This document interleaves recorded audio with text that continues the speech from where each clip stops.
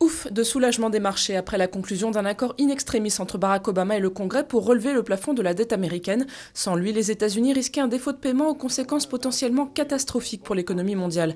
La fin d'une longue bataille, mais le compromis ne fait pas que des heureux. Aucune hausse d'impôts n'est prévue, ce qui pourrait mal passer sur l'aile gauche démocrate. L'accord hérisse les ultra-conservateurs du puissant Tea Party. Eux veulent des coupes drastiques dans les dépenses de l'État fédéral.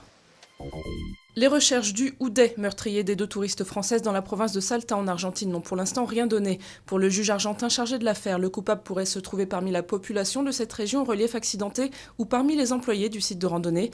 L'identité des 2 jeunes femmes n'a pas été révélée à la demande des familles. Le projet de loi sur le médicament sur la table du dernier Conseil des ministres avant la trêve. Son objectif, renforcer la transparence et la sécurité du système ébranlé par le scandale du Mediator.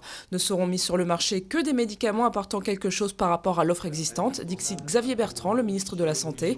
Examen du texte au Parlement prévu dès la rentrée de septembre.